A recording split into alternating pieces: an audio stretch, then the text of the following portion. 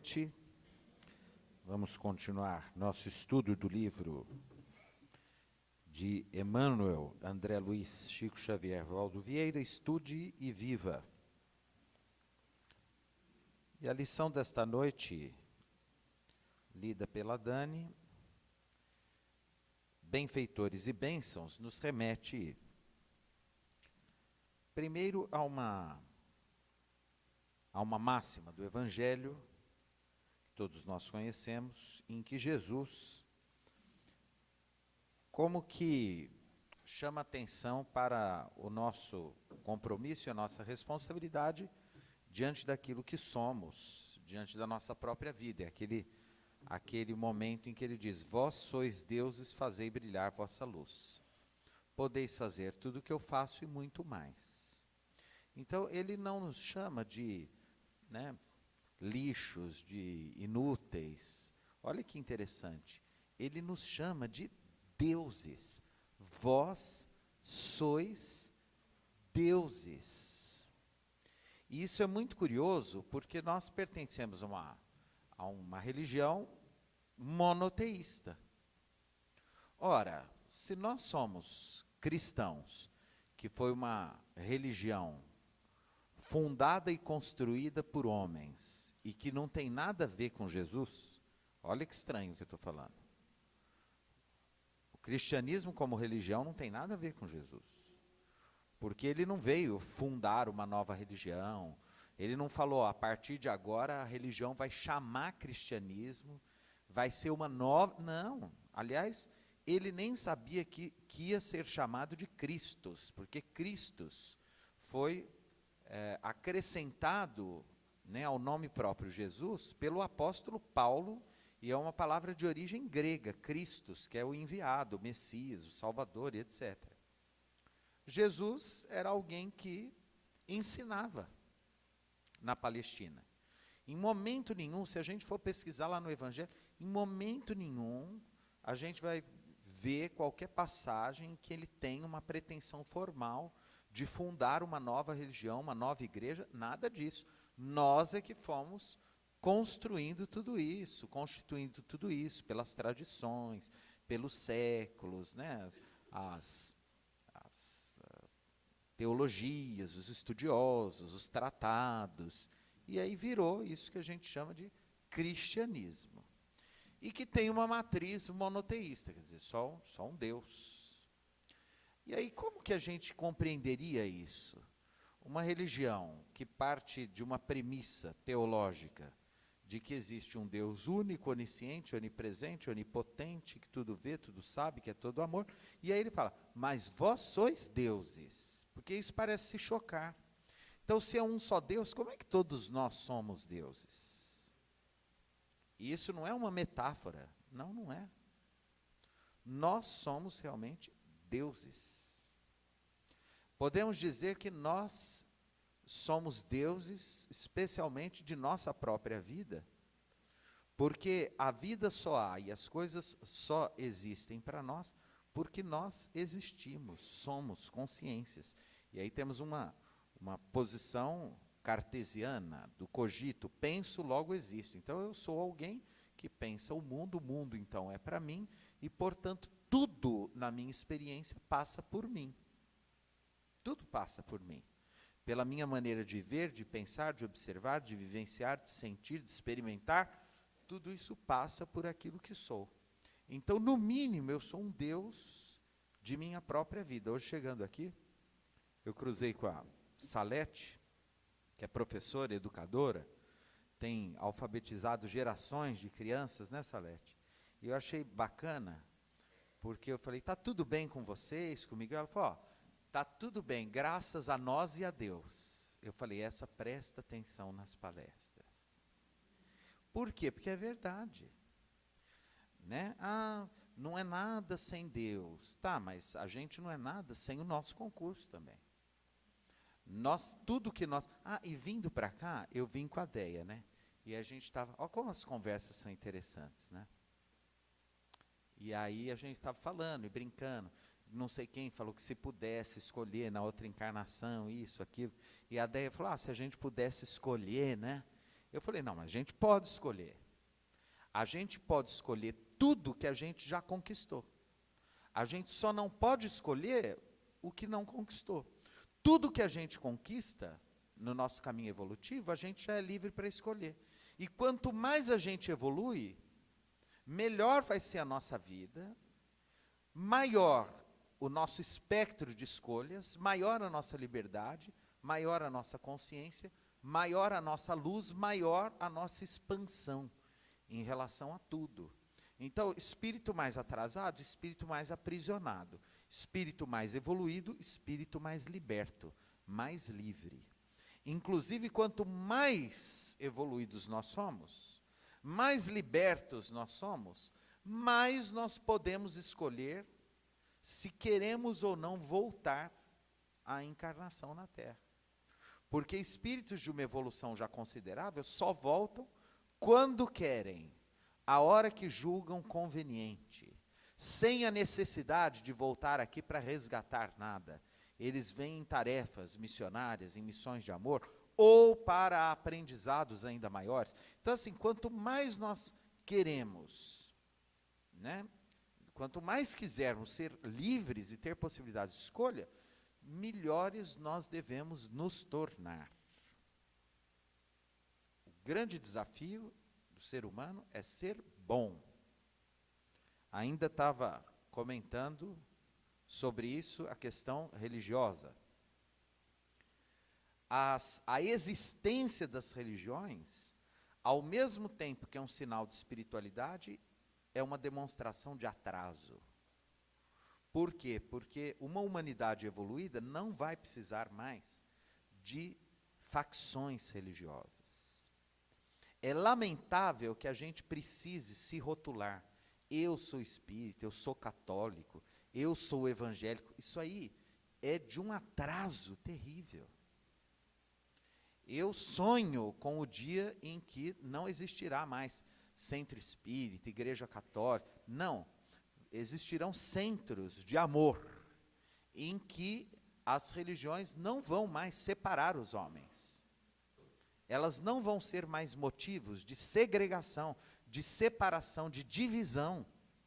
Enquanto as religiões ainda nos separarem, ó que triste, a gente está aqui reunidos entre espíritas. Essa reunião seria muito mais interessante se fosse feita na cava do bosque com todo mundo, católicos, espíritas, ateus, evangélicos. Aí nós estamos começando a entender a mensagem de Jesus. Ele estaria muito mais satisfeito com a humanidade do que isso que a gente faz.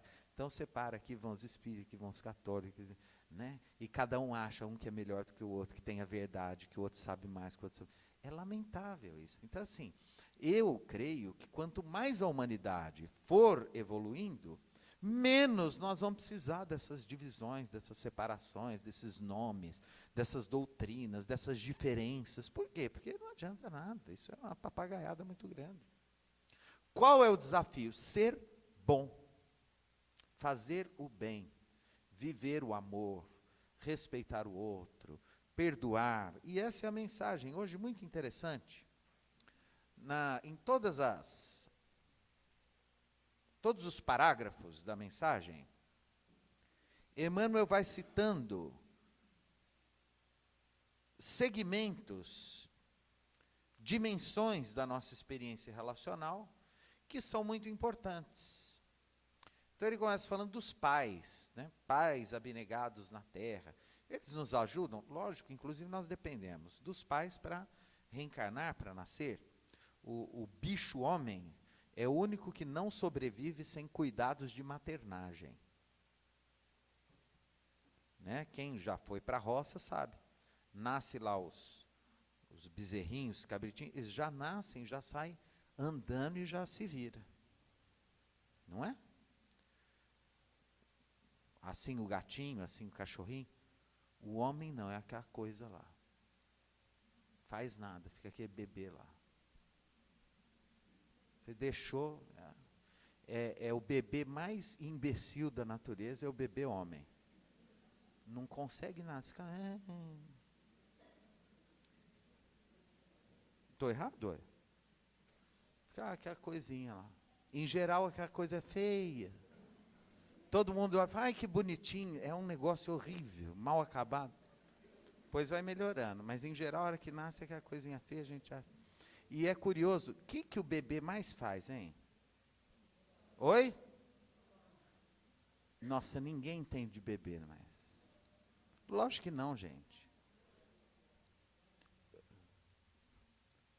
Vamos dividir o tempo do bebê. Bebê nasceu. Primeiro ano de vida. O que o bebê mais faz? Dorme. Dorme. Ele mais dorme do que fica acordado. Olha que interessante. Por que o bebê dorme muito? Porque a vida é dura. É verdade. Ele quer voltar ao útero materno. Lá é gostoso, quentinho, protegidinho, tem compromisso nenhum. Então, a gente tende a isso. Quantas vezes a gente está passando por um problema que a gente fala, se eu pudesse dormir e só acordar a hora que tudo passar, o bebê pode. A gente não pode, mas o bebê faz isso. Ele dorme, ele só acorda quando ele está sofrendo de novo. Então tem dor, tem fominha,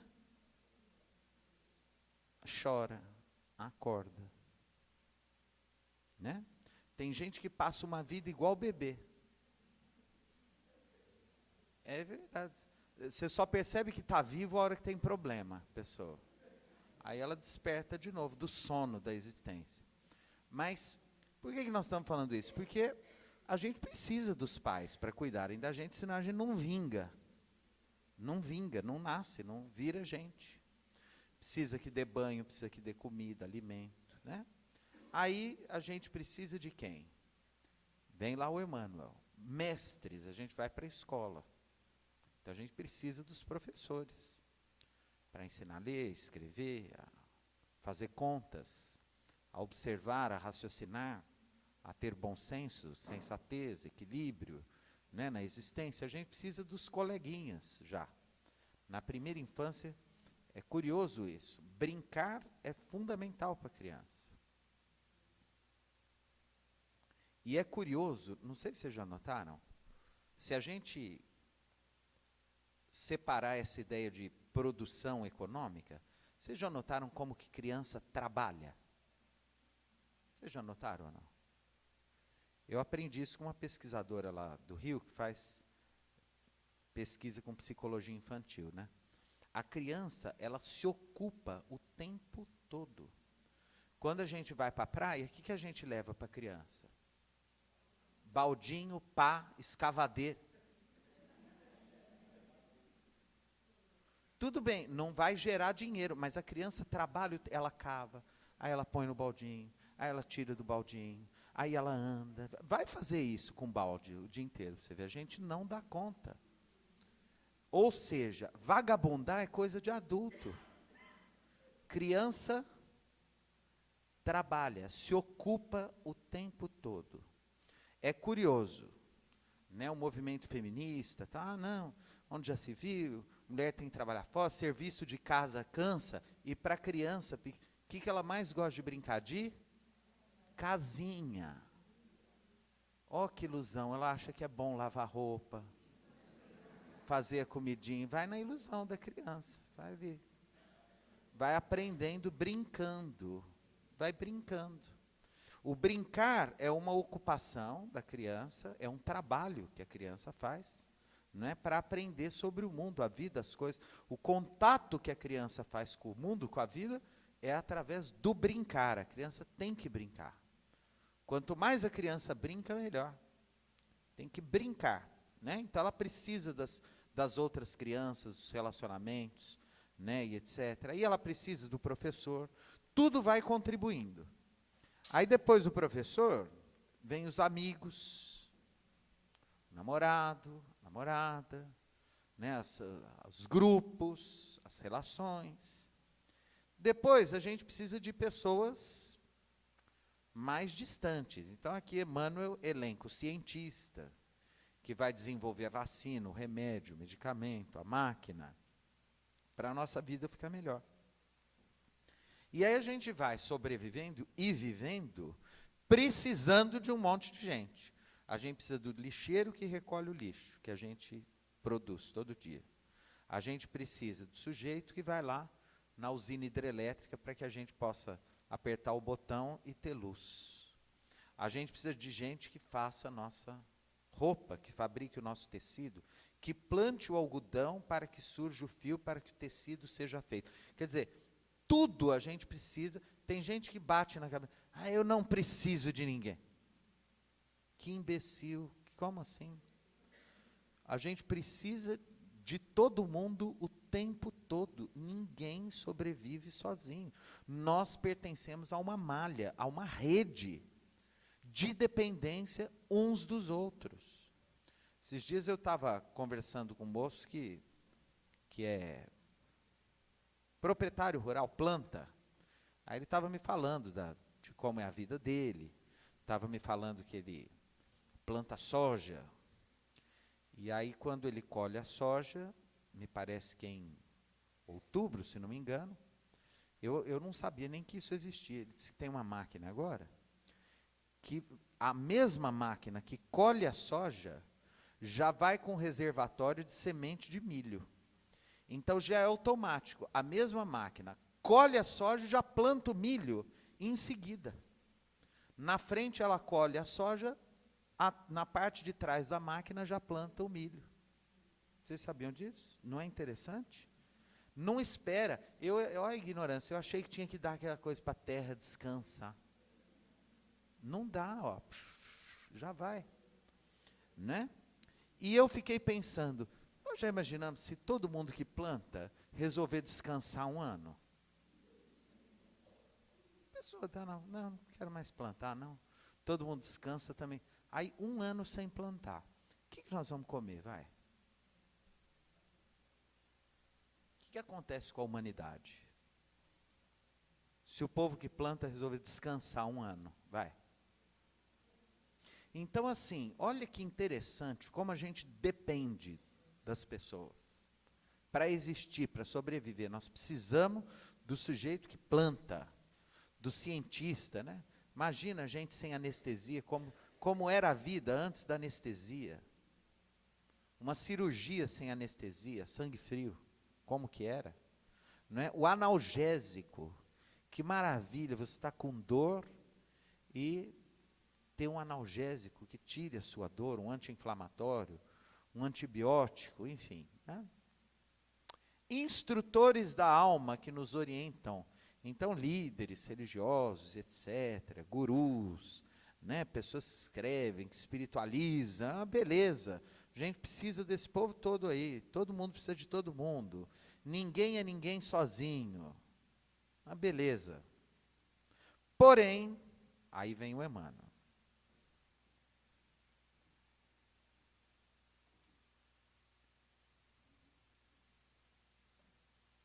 À frente, encontramos-nos à frente do amor de que todos somos necessitados, assim como o vegetal diante do apoio da natureza.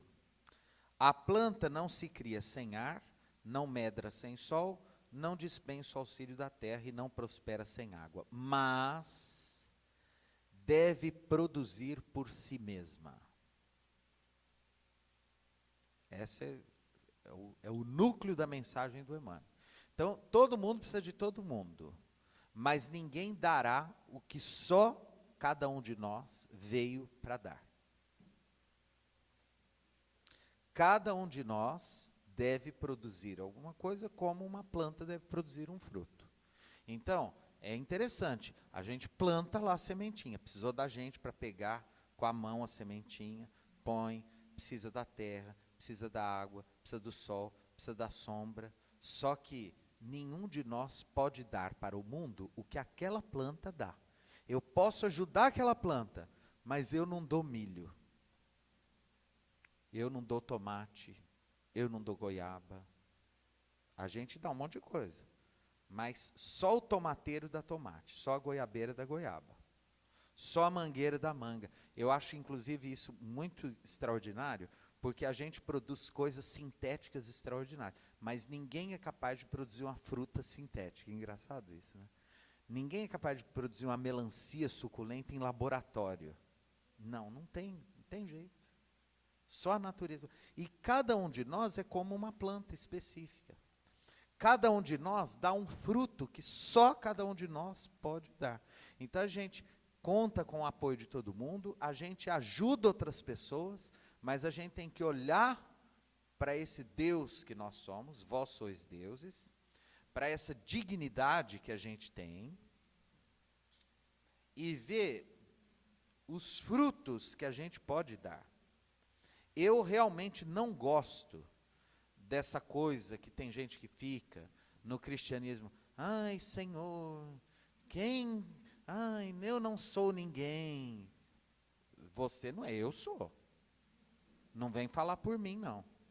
Ai, quem sou eu? Perto de um Chico, de um Emmanuel, de Jesus Cristo. Gente, Jesus e você é a mesma coisa, ele não é melhor que você, ele só é mais evoluído. Né? Eu me recuso a acreditar num Deus que falou, eu vou criar Jesus lindo e você um lixo. É idiota isso. Ué, não estou errado ou não? Deus é Pai. Se Ele existe, Ele criou todo mundo com a mesma dignidade, com a mesma luz, com a mesma condição de viver, crescer, ser feliz. Então vamos parar aqui. Ai, os vermes rastejando sobre a terra. Isso é, eu acho obsedado isso aí, essa coisa esquisita. Não, Jesus é importante, você é importante, eu sou importante. Adolf Hitler é filho de Deus e é importante igual todo mundo. A gente é importante. O sujeito que entra na nossa casa e mata a gente para pegar o celular, ele é amado por Deus igual a gente. Eu sei que isso é desconfortável, que é ruim, mas ou é assim, ou Deus não existe. Ou ele é pai de uns e não é pai de outros. Se ele é pai de todo mundo, ele ama todo mundo igualmente. Quem erra vai se ferrar mais, porque quem erra cria compromissos de consciência que vão gerar sofrimento, e quem acerta vai se tornando feliz mais rapidamente, porque inclusive vai resgatando débitos do passado e vai construindo possibilidades de reencarnações mais felizes. Então é curioso também, e eu assim, né, tem gente que fala, eu me sinto até mal, porque graças a Deus eu tenho agasalho com tanta gente que passa frio. Fique tranquilo, se nessa encarnação você já tem agasalho, não é porque foi de graça, você já conquistou uma reencarnação em que você não precisa passar frio mais. Está tudo certo, não precisa sentir culpa. Essa parte da história do cristianismo é que eu não gosto. Essa coisa de quando a gente está sofrendo, a gente está em paz com Deus. Quando está feliz, está morrendo de medo de se sentir culpado, porque ser feliz você vai para um umbral. Isso não faz sentido. A gente, quando está feliz, você fala, que legal que eu estou feliz, eu conquistei isso. Se a vida está me dando coisas boas, que bom, eu conquistei isso. Se não foi nessa, foi nas outras, porque eu não teria nada disso gratuitamente. Porque senão não existe a lei de causa e consequência. Então nós vamos ajudando as pessoas vão nos ajudando, a gente vai criando essa malha de amor, em família, em sociedade, em grupo, etc. E quanto mais nós desenvolvemos a nossa consciência de que precisamos fazer a nossa tarefa bem feita, melhor para o mundo. Então, se a sua tarefa é limpar a casa, limpe bem a casa. Faça um serviço bem feito limpando a casa. Se a sua tarefa é cozinhar, cozinhe a mais saborosa e limpa comida que você possa fazer. Se a sua tarefa é costurar, se é um alfaiate, uma coisa, faça aquela costura maravilhosa. Se a sua tarefa é plantar, plante direitinho, colha bastante. Se você é médico, seja um bom médico. Se você é enfermeiro, seja um bom enfermeiro. Se você é professor, dê a melhor aula que você consegue. Se você é construtor, construa uma casa que não caia, porque você bobeou no cálculo ou usou material, né, igual aquele sujeito lá, construiu com areia do mar. Então, vamos fazer tudo bem feito. Quando cada um faz bem feito a sua tarefa, o mundo é gostoso de se viver. É bom. Cada um é Deus dentro do seu âmbito de ação no mundo. E aí nós poderemos, como a lição da Salete vai ficar, a lição da Salete. Tudo bem? Tudo bem, graças a Deus e a nós. É isso. Viu? E a nós. Porque Deus, não adianta a gente ficar, ai Senhor, resolve meus problemas. Não existe isso.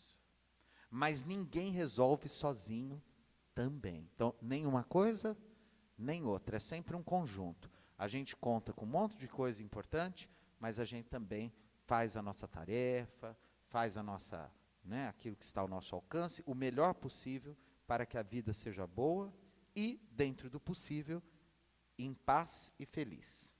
Tá bom?